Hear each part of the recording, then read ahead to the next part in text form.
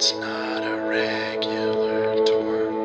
No, it's a studio tour. So show us your stuff. Hey guys, this is Foot, as I'm known on the Magpie Pirates Discord or Foot.music on most social media platforms. I just wanted to give you a short studio tour, or more accurately, a setup tour, as I'm going to be packing up and moving, so all this stuff's going to go away. Just wanted to kind of show you what I used for the Magpie Fest. I was in the dark mostly due to my visuals, so this will kind of let you see what it is that I actually used. And let me know if you have any questions about it. I'd love to talk with you guys more about it. So here are my guitars. I'm a guitar player at heart, so priorities. So this red one here is the main one that I used, and then this dark stain one I used for the last song. Built both of these from parts and some help from a local luthier. If you're in the Arizona area and you need a good luthier, let me know, and I'd be glad to share his contact info because he's a good guy. Does a great job.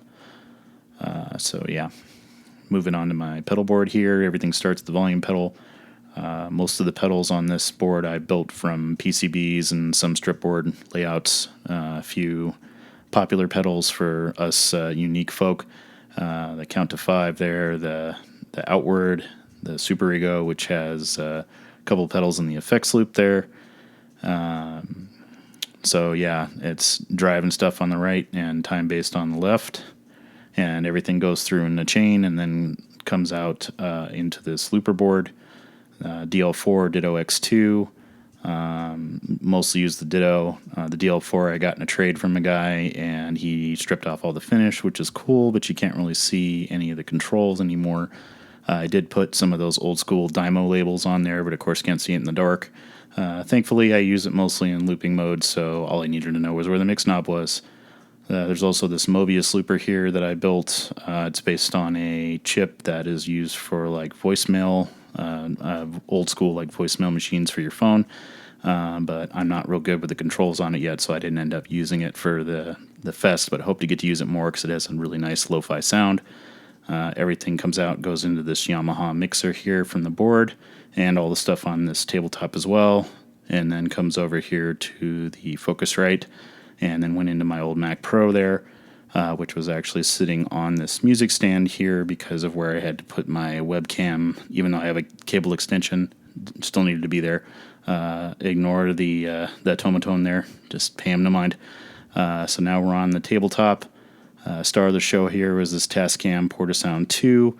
Ran a couple different cassette loops into this effects kind of little board that I made with an old chessboard.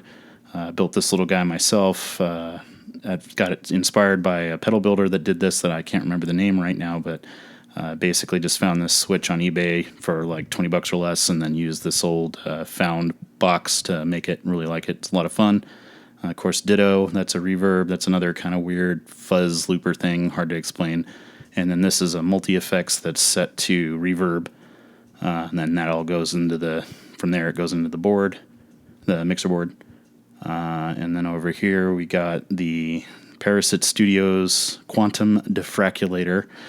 Frederick over there, he makes a bunch of synths and kind of pedal effect stuff that he designs himself, and he makes PCBs for people like me that love to build pedals.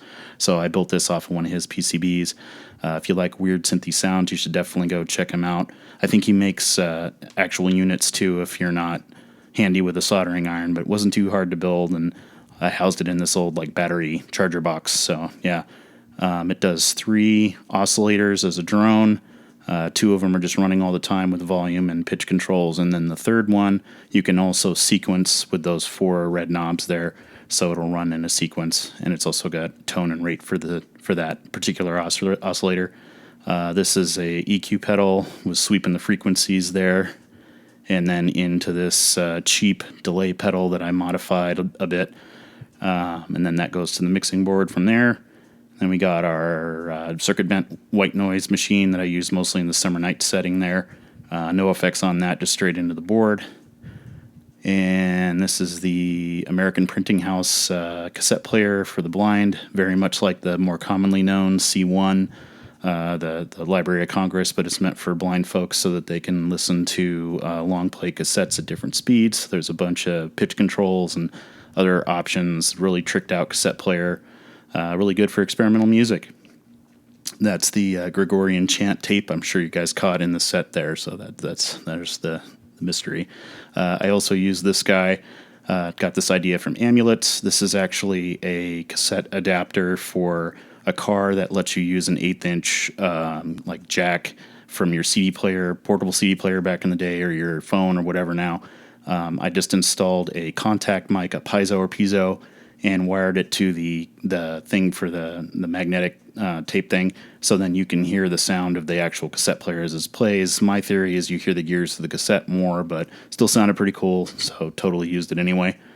Then just your usual knick-knacky stuff, gifts from friends. Found this little mouse at a thrift store. Don't know what his deal is, but I like him. And then also got this piece of artwork from a local guy, a friend here, that he did for me on a bunch of cassettes. And there's my man, Vincent Price. And that's all I got for you guys. Thanks for tuning in.